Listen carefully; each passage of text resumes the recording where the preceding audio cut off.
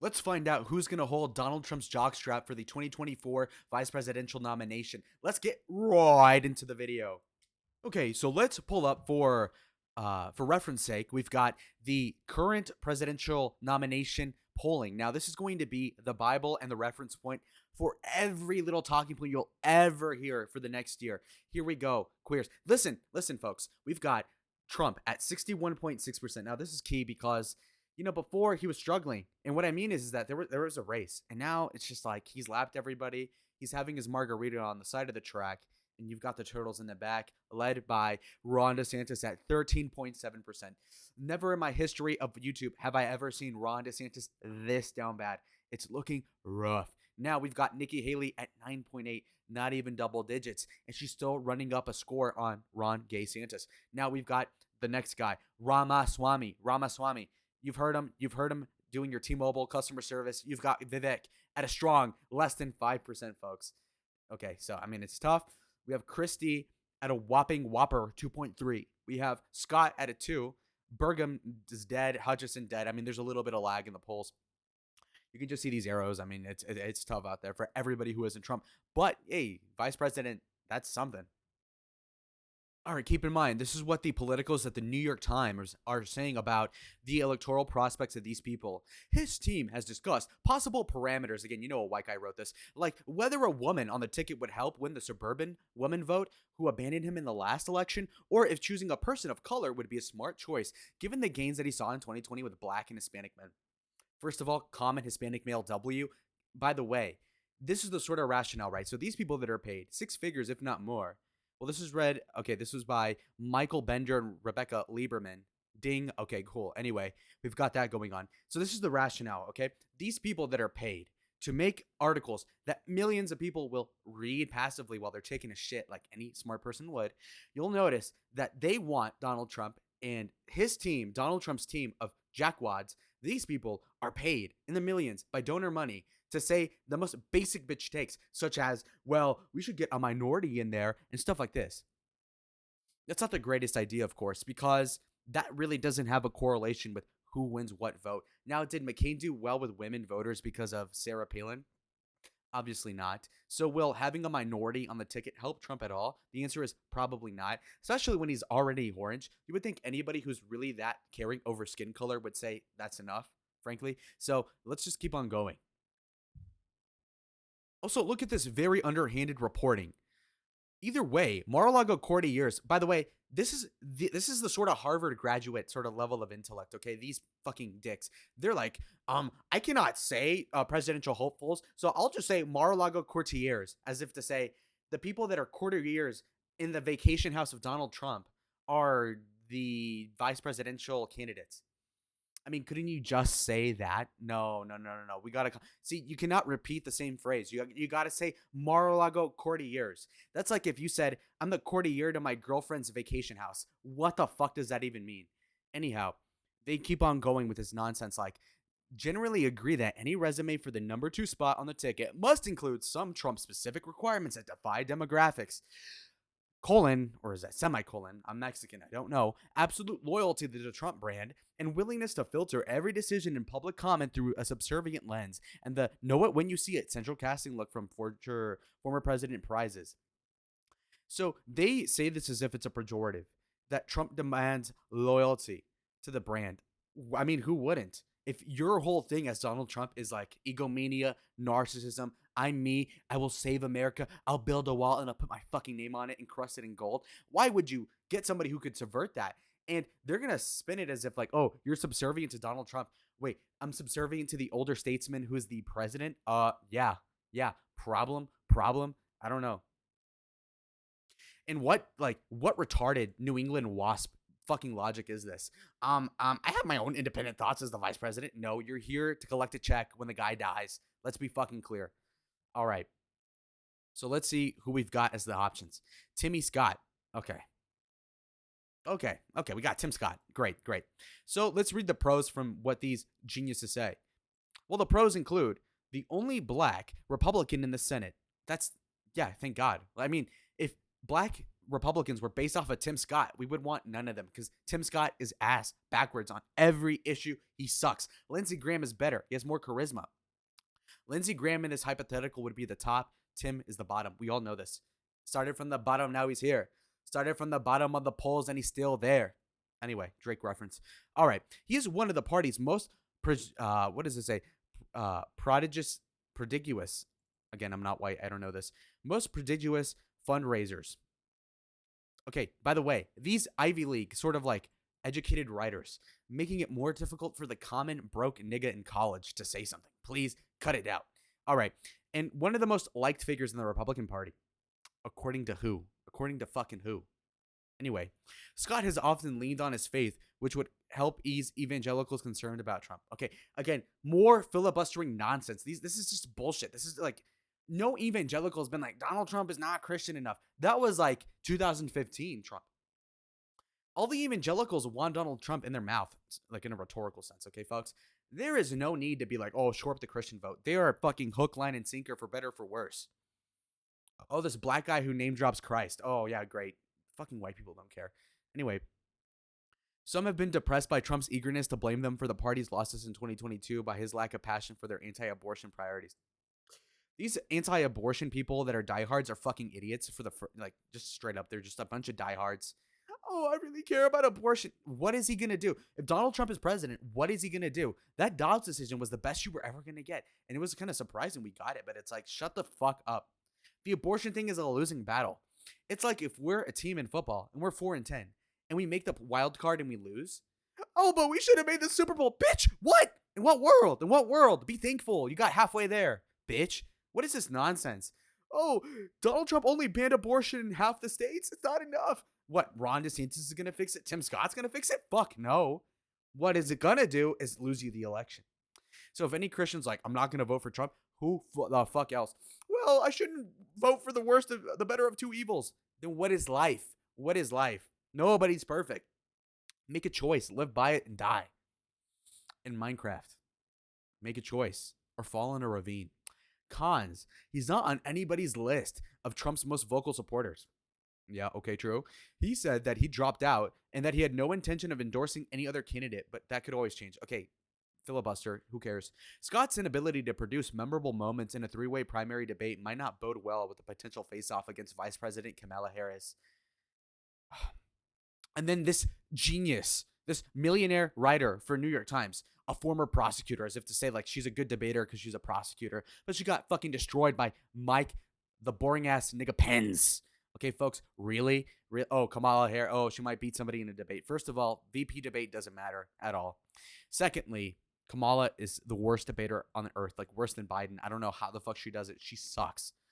So any Republican can beat her, okay? So Tim Scott, that's not the problem. But overall, obviously, not going to make it. Thank God. Hopefully, he can manage a McDonald's in his retirement. Nikki Haley. Great. Haley, a former United Nations ambassador under okay, she was a UN ambassador under Trump. Okay, of course. Now, here you go. He's touching her hand like a pimp. He doesn't even get... See, she's smiling at him. He could give a shit less. This is Chad, pure alpha right here. This is what happens when you have Melania as your bedfellow, okay? Nikki Haley reaches your hand, fake smile, ha, daddy, and then Trump's like, nah, get the fuck away from me, you fucking Indian bitch. Anyway, that's just me wish casting onto his mind. Anyway, pros. She has proved to be a skillful debater and formidable campaigner. Okay. As her state's first female governor and nation's second governor of Indian descent. Again, who fucking Indian descent? Oh, great. Who fucking cares? She would diversify a Trump ticket. Nobody cares. She's white passing. It's like me, basically. Her executive experience on economic issues as governor and her handling of foreign policy issues in Trump's cabinet could prepare her well for a debate with Harris. Nobody cares about the debate with Harris. This is just like trying to fill out words in an assignment for college. We all have been there. Anyway, cons. Trust could be a problem after she endorsed a rival of his in 2016 and entered the 2024 race against him. Okay, Captain Obvious. Accusing him of pursuing chaos, vendettas, and drama, end quote, and saying a younger president was needed. I mean, all these fucking young cucks are saying that. Her ambition could spook a man reluctant to share the spotlight. Oh, yeah, please. Oh, please. As if Trump is worried about getting the fucking thunder stolen by Nemrata. Who gives a? There's not a single person on this planet that could take Trump's thunder at this point. I mean, everybody else is inadequate. That sounds like I'm glazing, but it is real. Like, okay, what? Ron DeSantis, Namrata Haley. Oh yeah. Oh, I'm so. Oh wow. Oh wow. I'm so scared. Trump's nastiness toward her. He has relentlessly called her a bird brain, and that could be a barrier. Okay, Captain Obvious again. So yeah, he's obviously not picking either of these two. You have Tom Cotton, who's one of my favorite senators historically, a staunch and provocative conservative. The Arkansas governor or senator has been one of the best Republican Party rising figures. Okay, so pros at 46, he's 3 decades younger than Trump. Valid. He's a decorated military veteran with substantial foreign policy resume. True. Trump has shown interest in Cotton before. Yeah, he's gonna pick Cotton. He considered him for a cabinet spot. Okay. Cons, he voted to certify the 2020 presidential election, which has become Trump's most important political litmus test. That's a valid point against him. He's a foreign policy hawk, which might not align with Trump's isolationist America First views. That's completely true. But Tom Cotton is a great choice. Tom Cotton, first of all, did the Raise Act with David Perdue, senator and former governor of Georgia. This was like in 2017 or 18. They were basically going to end the visa lottery in immigration, which is a huge thing. And they've also were going to cut legal immigration by half, and then also make it merit based, I believe. So it would have made the whole immigration thing like at least twice as not as bad. Like it would have made it like 60% less bad by that standard. And so that was a great thing. He moved the needle on the immigration thing on that alone. And that shows a lot of incentive on his end to start a bill like that, even as a neocon. And, so far as he's pro war, I respect it because at least he's like I think he was a Green Beret or some shit in Afghanistan. And so that's cool. And yeah, I think even if he's pro war, it's not like Trump is going to oblige anything he says on that front anyhow. So I think he's a great pick because I think Tom Cotton is a very competent guy. He's like 6'5". I think he has he's monotone. He's not going to steal the thunder. He's not going to try. He knows his place. Like if Trump were to pick him, he'd be his bitch and he'd wait his turn for 2028 and then be like, okay, run for president then. And then we can sort the shit out later. But I think he'd be a really good vice president. I think he'd be really effective. I think he'd be loyal to Trump, if not because he likes him, but because he knows his place. And that's good. We need subservience from the right people. That's great. So I endorse Tom Cotton for vice president thus far. Marco Rubio, my uncle on my maternal side. The Florida senator, a rival to Trump in 2016, has hammered along as a reliable Trump ally and a leading Republican voice on foreign policy issues. Okay, I just hate saying foreign policy issues. Model UN. That's like this. I don't like that phrasing. Anyhow, pros experienced on the national stage. Rubio's a known quantity. Okay, fine. His pro-Israel slash anti-Putin track record is particularly timely. Take that as you will. You could argue that. But okay, his mainstream takes on those things. Okay. He's a fluent Spanish speaker, and his Cuban heritage figures predominantly in his political biography. Okay. True, we like that. Necesitamos más políticos que pueden hablar en español nomás porque me gusta, pendejo. Okay, coño. Anyway, Cubans, the way they talk, fucking, I hate it, but it's better than nothing. Okay. Rubio and Trump have quietly had a close relationship for years. Before Trump was voted out of the White House in 2020, he was considering Rubio as a possible Secretary of State. That is true. Cons. Rubio has never quite fulfilled the expectations that many Republicans had held for him, and that helped stoke after his underdog victory in 2010. True.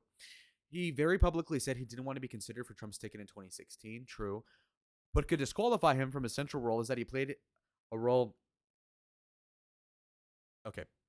In a 2013 immigration overhaul effort that even a decade later remains an anathema to the Republican base. Now that's valid. And, to be frank, I feel as if, in a major way, Marco Rubio, I think is a decent pick because I think he knows his place. This sort of indication of that they had a good relationship there after 2016, after Trump killed him, politically shows that he knows his place, that he knows how to be an opportunist. That's good. Also, I don't really see a political future for him because he doesn't have an X factor about him, similar to DeSantis in that vein. But again, I do like that he's Hispanic, home field advantage. I like that. But even better than that, I think that he's also, in a way, kind of cognizant of where the political winds are going. He's been on a populist bend as of the last 5 years, which shows he knows what he's doing politically. I don't know if that's heart of heart what he feels, but I guess, whatever. And with respect to this whole notion of the 2013 immigration bill, nobody fucking cares. And Rubio knows that that shit isn't popular and it won't fly. This amnesty thing, it won't fly nowadays. And that's great. I think he knows his place. He wouldn't do amnesty. And if he does, I'd be an idiot. But okay. Mike Pompeo. Mike Pompeo is a former congressman from Kansas. He was the CIA director. This would be a fucking horrible pick. A horrible pick. I don't even have to read this. Look, Pompeo has no charisma. He's ugly. He's kind of fat. He lost the weight, but he looks worse now for some reason. He's unlucky. And he just sucks. He's a spook. Fuck him. Fuck him. Yeah, he sucks. Okay, the loyalist. Let's see. JD Vance. So he's a young guy. Obviously, he's from Ohio. So he has those sort of like, it's not a swing state, but it's a good place to be from. Not actually, but in a political sense. Okay, Ohio, great. Here's the thing with JD Vance. First of all, he has an Indian wife and she's unattractive. First. Second, to get into the valid points, because that was like too many. All right. So I think that he overall lacks charisma. I think he's pudgy. He like his face is fat. He's not actually fat. And he just kind of sucks. He's just a wannabe. If you were a fan of this channel 2 years ago, I think in senior year of high school, I was a-logging this guy. He fucking sucks. He's a pretender. He was an Obama fan 10 years ago. Fuck you. And you could say, oh, but he was in college. Bro, oh, I'm in college. I'm on the right side of politics. Oh, this guy. Oh, as a law student at Yale, I really like Obama. Fuck you. Fuck you. Suffer. Suffer, JD Vance. And then in 2016, he made an op-ed against Trump. Fuck that too, by the way. Oh, but he was young. What? He was what? 30 years old. Oh, wow. He didn't have it figured out. Says some 20-year-old on election Twitter, by the way. Don't take these people seriously, JD Vance ass motherfuckers. But anyway, I don't like JD Vance. He just is a blowhard, tryhard. Fuck him. White trash. He had a movie called Hillbilly Elegy on Netflix. It's a great movie, but it just shows that he's from a low pedigree. Like, just broke nigga status. Okay, we don't need him. We need rich New York stand. Frankly, folks, I'm from Queens. Fuck you, JD. You were on my boss, but you liked Barack Obama. I don't like you. Frankly, I don't trust you. Stay in the Senate where you belong, you little chubby-faced fucking fat. Anyway, Sarah Huckabee Sanders. She's too ugly. Sorry. Too ugly. Sorry. Nope. Nope. Nope. No thanks. Christy Noam. Okay, now we're in the MILFs territory. Okay, now we're back. Now we're back to MILF Manor. Let's fucking go. All right. So she was a congresswoman from North Dakota, I believe. North Dakota? Is that it? Anyway, so she's a Dakota governor, former congresswoman, of course. She electorally sucks. And what I mean is that like North Dakota or whatever, South maybe, either of these states, you ought to win as a Republican by like 20%. This bitch wins by like 5. I mean, it's just really bad. So she really isn't savvy when it comes to that. Clearly, she's been coasting on her looks, which frankly is a valid thing. We love it. But at the same time, it's like, okay, are you going to add something or are you just going to be arm candy for Trump? Because we already have Melania. So I don't know. So if you look here, pros, a telegenic Midwesterner. So that's their way of saying like she's hot. Okay, fair enough. You want to be professional, telegenic. No, photo friendly, they say. All right. Noam could help with suburban women in Michigan, Pennsylvania, and Wisconsin, states where Mike Pence spent most of his time in 2016. Oh, who cares where Mike Pence was in 2016? Oh, yeah, Trump won because of Mike Pence. You fucking idiot. A 2-term governor. She has a record of economic accomplishments. Nobody fucking cares. Cons, she's untested in the national stage. Yeah, that's a big problem. She has close ties to Corey Lewandowski, the longtime off-again Trump advisor who brushes with the law, have generated unwelcome headlines for Team Trump. That doesn't really, that's not a deal breaker. I mean, there's an outside chance that she'd be vice president. It wouldn't be the worst thing. It's just that she doesn't add anything. Like if Trump were to die, we'd be fucked because she doesn't really know what she's doing. She's just kind of, she's like your average Republican, but she's hot. That's literally it. And it's like, she's not going to be adding anything. So you just got to hope that whatever men are telling her what to do are actually good. John Radcliffe. Now this guy was a congressman from Texas. So he made a name for himself. He basically is good at glazing Trump. He grilled Peter Strzok, who is one of these gay ops that they ran against Trump for the impeachment thing over the the Russian transcripts and shit like this. But basically, he had turned down a chance to become attorney general when Trump had approached him about it after the 2020 election. He also warned the Trump White House team against trying to overturn the election. Interesting. But yeah, nobody knows who John Radcliffe is, so who cares? He looks like a Mitt Romney ripoff. Carrie Lake. Mommy. Let's go. All right. So pros. Few Republicans have emulated Trump's signature style of confrontational politics better than Lake. She's fantastic. A former Phoenix local news anchor, she delivers a polished presentation of her far-right agenda. Okay, backhanded compliment alert coming from these wasps from fucking New York. Is that even wasp? Anyway, so she's good at far right. First of all, she's not far right. She's like solidly conservative, right? Far right, my ass. Really? Anyway, she became within a percentage point of winning a statewide election in Arizona. Okay, well, if Arizona's a swing state and she was at 1% away, and we know what happened with that election too, they finessed that one in 22. That rhymed. Haha. I got a few bars, but anyhow, so she's far right allegedly, right? But then she almost won a swing state. Okay, well, make that make sense, dipshits. Lake's Trump impression might be a little too uninspired. He is loath to share any attention that comes his way, let alone risk being eclipsed. He's not worried about that, you fucking idiots. Adding her to the ticket would combine two of the party's most divisive figures. Yeah, but there's the overlap is perfectly kosher. People don't understand this, apparently. She and Trump have exactly one electoral victory between the two of them. Now, that is a good bar, like as an insult, but that doesn't really matter. Now, here's the thing: Carrie Lake is running for Senate.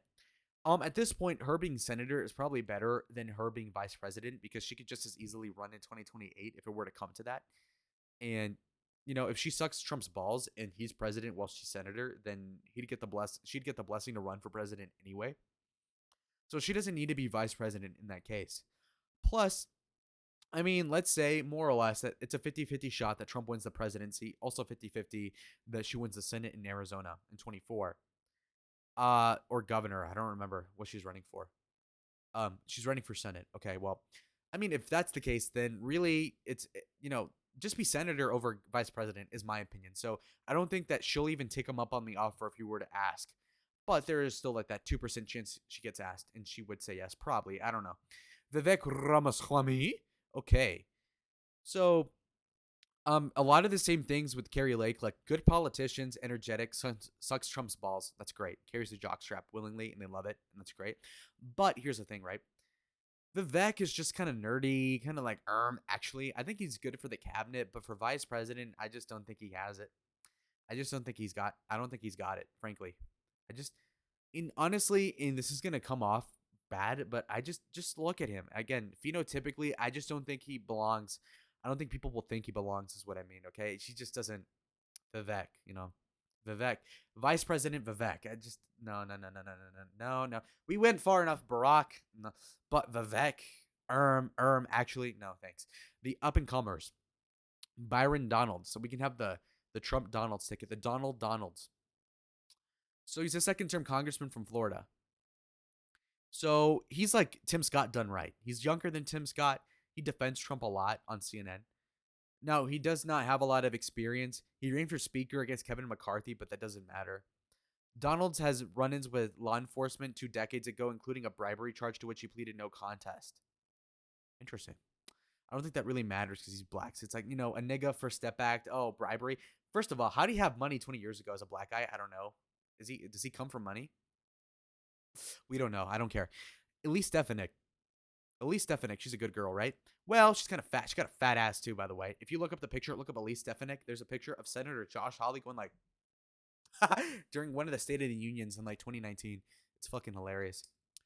She's been a centrist centrist Republican. I think she was the chairwoman for the Republican moderate group. I think it's called the Main Street Caucus for years there. So basically, they're saying as pros that she's a 40-year-old woman, a rising Republican. She'd bring youth and gender diversity to a ticket to the septuagenarian Trump. Okay, again, but this whole like, I'm gonna use big words because I'm paid to write articles. So septuagenarian. You're lucky I'm smart enough to say that. Anyway, so I just don't think Trump would pick her. I mean, she's lame. It's lame. I could see the angle here, but just like generally, it's lame. I don't think that would happen. Tudor Dixon. So here's the thing. Tudor, yeah, young and charismatic, true. She lost by 10% to Big Gretchen Whitmer for governor in 2022 in Michigan. Okay, so she lost that Michigan midterm election, which frankly should have been a Republican leaning sort of state, given the sort of like direction of the country, and yet she lost it by 10, which is fucking horrible, right? And so Tudor underperformed all expectation, and moreover, and people love it when I say moreover, you'll notice Tudor is hot. Like Tudor's a bad bitch. So I love her. She's better than Kristi Noem. Like she's more talented for sure. and she's hot. Like, and you know what's so great about Tudor is that she's hot, but like how your teacher is. You know what I mean? It's like that professor that you respect, and it's beautiful. That's what you need. If we have female politicians at all, which we really shouldn't, ideally, but let's say we do, God forbid. Well, Tudor, like she's cute. She's cute. She looks, and this is gonna sound weird, but she looks like the mom from Malcolm in the Middle, but hot. You know what I mean? Younger and hot. Lois. Anyway, uh, Nancy Mace. Now this is horrible. Nancy Mace over here. She just sucks. She has a square jawline, like more than me. And I'm a man, so it's like, what the fuck? It's like, if you're into her, are you into mannequins? Are you into Greek models? Anyhow, so she's a congresswoman from South Carolina. Now, she was anti-Trump as fuck. She was like pro-Trump insofar to like win an election for a primary in 2018, I think. But after that, just me watching Trump being a bitch. There's also a video of her like drinking beer and then like spitting it in a guy's mouth and then spitting it in another guy's mouth and then her making out with her husband with like beer in their mouths. It was fucking gross. And for a bitch in her 30s at the time, I think it's like, bro, what are you doing? You should have done that like in 2005 in your late teens, early 20s. But to be doing this shit in your 30s or 40s, like, bitch, slap. What the hell are we thinking? Wake up, wake up. What the fuck? Imagine myself seeing my mom do that. Let me catch my mom doing that shit. On God. Anyhow, so let's go through the cons. She strongly condemned Trump for the Capitol incident. Okay, well, that's gay. Disavow. It'd be one thing if you're like, oh, it's an awful event. I mean, you can get away from that. Okay, fine. But like, if you were to be like, oh my God, it's the biggest deal in the world. I almost died. I almost died. I was so scared. Like AOC, fuck you, suffer, Nancy Mace. Anyway, she hasn't yet endorsed Trump's latest presidential bid. Okay, there's no fucking way she's gonna get picked then. Fucking retard. Wesley Hunt. Dude, bro is bald. Oh, I know who this guy is. He's like a milk dud. He's shaped like an almond. My bad. So he's actually a good politician. He performed more than Trump. Like he's okay. This is awesome. I love this. Okay, this is cool. He's a retired Army Apache helicopter pilot, which is fucking sick. If you remember that from Rambo 3, I think the Apache helicopter, or was that another movie? They had the Russian perestroika. I don't know. I'm confused. Anyhow, so he's a young black Republican. Okay, wow, great, thanks. Seeing he has a bright future. True. Okay, he endeared himself to Trump on the 2024 trail in Iowa by remaining in the state for several days after the campaign had left in order to stump on Trump's behalf. So the glazing is going well. So he definitely wants to be VP, and I respect that. Okay, he doesn't really have any experience. He's a known. He's a first term congressman, I think, or second term. He's a good pick too. I don't know what makes him better than Byron Donalds, though. I mean, they're both like the same person, second term black congressman from solid red states at this point. I don't really know what the difference would be in this case. One's a bald, the other isn't. One's a little better looking, I guess. This guy looks like a Dallas Cowboys linebacker circa 2007. You know what I mean? Anyhow, he looks like Des Bryant, maybe. That's my quarterback. You remember that?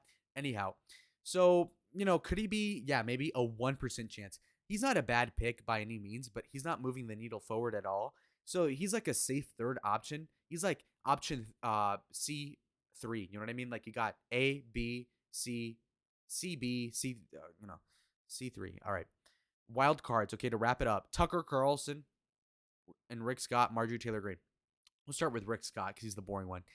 So he's been governor, a good governor at that, and a senator as of recently. Why would he get picked? So he has a bromance with Trump. So Rick Scott is a known CEO or whatever have you. He's a competent, like 70-year-old white guy. So like, don't get me wrong, he'd be good, like as a shepherd of the administration. But the thing is with him is that he brings no charisma. If we were to run him in 28, it wouldn't really go well unless the country as a whole is doing fantastic, like circa 2001, pre 9/11, sort of like great prosperity under Bill Clinton sort of shit. But odds are it won't be like that. In which case, then we're gonna lose if he runs in 28. So that's not good. And secondly, if he were to be president in absence of Trump, I mean, it'd be all right, but it'd be like DeSantis, like it wouldn't really like nothing cool would happen. You'd just be surrounded by a bunch of like basic ass Republicans. And if you look into how he was spending the funding money on on the Senate elections in 2022, you know that he didn't really allocate it correctly, and that's something that might be held against him. And so I really doubt that Trump would pick him, and I don't even know if Rick Scott would even want that position anyway. So there's no way he's picking him. Now with Marjorie Taylor Greene, this is a good one. So here's the thing. So Marjorie Taylor Greene, first of all, her optics are fucking awful.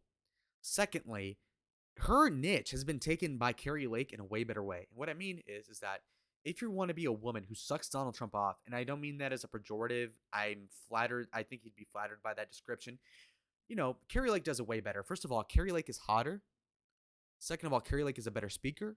Three, she has better optics. And four, she has better prospects overall. Marjorie Taylor Greene is literally a fucking Facebook mom that lucked her way into the Congress. That's all you need to know. So fuck no, she's not getting picked. She's a liability. She's like Sarah Palin with Down syndrome. Fuck that. Tucker Carlson.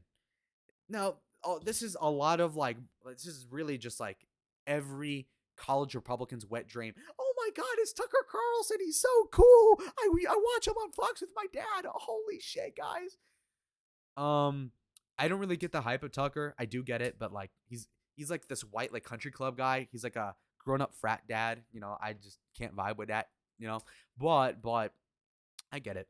Now, honestly, I think that the thing with Tucker is that he's somewhat unpalatable, and what I mean is like there's a lot of people that just hit him off the rip, and I don't even know why the fuck that is. And I think you know what it is. I think that he comes off like a douchebag.